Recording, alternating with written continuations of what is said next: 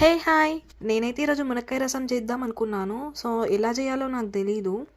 రసం ఎలా ప్రిపేర్ చేశారో సేమ్ అదే ప్రాసెస్‌లో చేద్దామనేసి మునక్కాయ కట్ చేసుకుంటున్నాను. మునక్కాయ సాంబార్ చేస్తాం కదా! అందులో మనం పప్పు యాడ్ చేస్తాం కాబట్టి మునక్కాయ సాంబార్ అంటాము. ఇందులో పప్పు యూజ్ చేయకుండా ఓన్లీ రసమే చింతపండు లైట్‌గా యాడ్ చేసి ఈ మునక్కాయతోనే మనం రసం ప్రిపేర్ చేసుకోవచ్చు. ఫస్ట్ ఆఫ్ ఆల్ మనం మునక్కాయలు నీట్‌గా వాష్ చేసుకొని అవి పీల్ తీసేసి వాష్ చేసి మళ్ళీ ఆ తర్వాత కుక్కర్లో మనం 5 విజిల్స్ వచ్చేంత వరకు బాయిల్ చేసుకోవాలి. మునక్కాయ రసం అంటే మునక్కాయలు ఉన్నవి అందులో. ఈ మునక్కాయని మొత్తం పైన ఉంటుంది కదా, అదంతా పీచు అది ఎలా తీసేయాలని అంటే బాయిల్డ్ అయిన తర్వాత ఈజీగా ఉడికిపోతుంది కదా అది.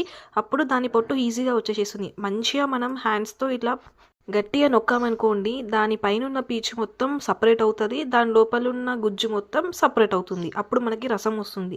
కనిపిస్తుంది కదా మీకు, ఇలా చేయాలి. మనకు రసం లెమన్ సైజ్ కంటే తక్కువ చింతపండు వాటర్లో నానబెట్టాలి. కొంచెం మనం చింతపండు రసం అండ్ మునక్కాయ రసం 2 యాడ్ చేసి పెట్టుకోవాలి.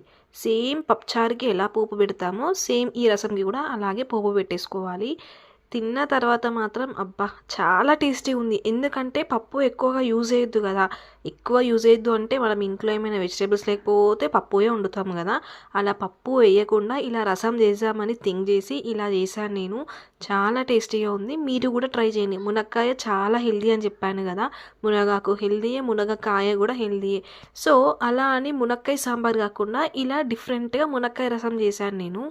ఇది చేయడం చాలా ఈజీయే. జస్ట్ పోపు పెట్టడానికి కొంచెం టైం పడుతుంది. ఆ పోపు అయిన తర్వాత మనం ప్రిపేర్ చేసుకున్న రసం అంతా అందులో యాడ్ చేయడమే. మనకి రసం రెడీ అయిపోయినట్టే. వీడియో నచ్చితే లైక్ ఇవ్వండి, అలాగే సబ్స్క్రైబ్ చేసుకోండి.